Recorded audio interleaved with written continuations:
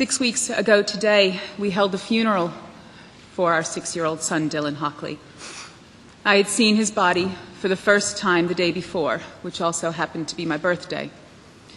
I remember looking at him in his casket and holding his hands. No parent should hold this memory of their child. We lost our son, Benjamin, the morning of December 14th, to an unstable, suicidal individual who had access to a weapon that has no place in a home. My name is Peter Paradis. I lost my 29-year-old daughter on December 14th. I am a gun owner. Rachel enjoyed shooting as well. I can't see penalizing people that enjoy shooting. I stopped hunting a long time ago, but I do enjoy shooting, and I do it as a sport. Jesse perished on December 14th in Sandy Hook Elementary School to the hands of somebody who was apparently mentally unstable. Jesse was 6 years old. He had really soft skin, and I used to grab him and pinch him every chance I got. He was getting pretty heavy at 61 pounds, but I still carried him when he was tired. I think about kissing his sleeping cheek all the time, how soft it was, and how glad I am that I took the opportunity when I could. My name is Susan Ahrens, and my daughter was a student in Victoria Soto's first grade class. She survived. She and 8 other children ran from that room directly past him, but not before witnessing her friends and her teacher slaughtered in front of her. They ran past the lifeless bodies of their principal and their school psychologist. And they ran, and they ran, and they ran. They ran half a mile down the road. On December 14th, after the shooting, both of my daughters were unaccounted for 2 hours. Those were the longest 2 hours of my life. In the early morning of December 14th, 2012, our ambulance crews responded to Sandy Hook Elementary School and received 3 patients with multiple gunshot wounds. 2 patients did not survive their injuries. The gun and ammunition the shooter used at the Sandy Hook Elementary School were designed to do the most damage in the shortest amount of time, and clearly this was achieved. By 9:45 that morning, I found myself, along with 2 other Reading police officers and Reading EMS, standing in the parking lot of the Sandy Hook School. What transpired during the course of the next many hours, many days, and many weeks, and the tasks performed and the visions observed, I have a feeling my brain, along with many others, will never, and I suppose thankfully, never properly process.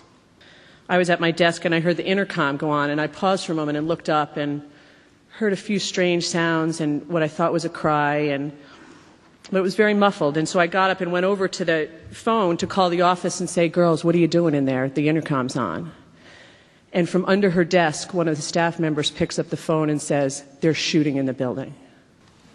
20 years in the ER, I never broke a tear, but this has affected me. I want to recognize the valiant efforts of the Newtown Volunteer Ambulance Corps. Even though Mike Collins and I disagree, I respect him immensely, and Lori Violet and the rest of the Newtown EMS, thank you so much for your services. To the families, on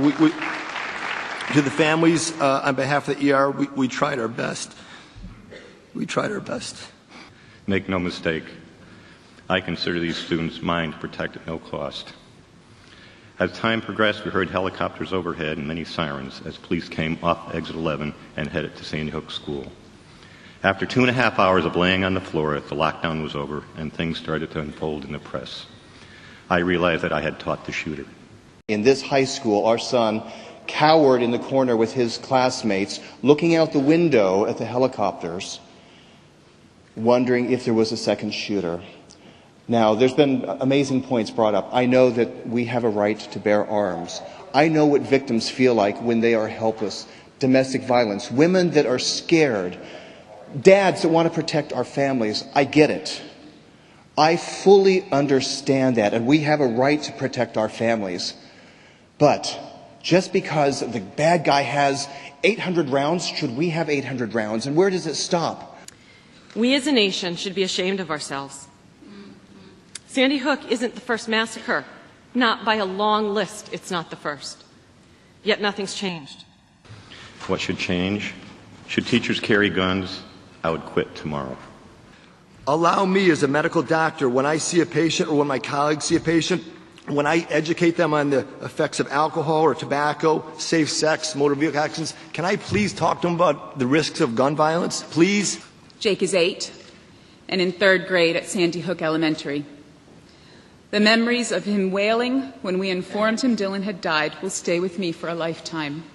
Right now, professionals in every area pertaining to this crime, from mental health to parenting to school safety, are unable to connect the necessary dots to prevent this from happening again.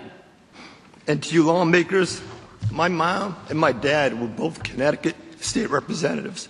And I asked Mom, I said, Mom, why won't they make a change? Why do you think? She says, well, you know, they have their party lines and they have their lobbies and they may not be senior. I said, do you think this one time they'll make the right decision? And, you know, she said, yeah, I think this one time. So I'm asking you, please make the right decision on behalf of Newtown and Connecticut and the United States. Thank you.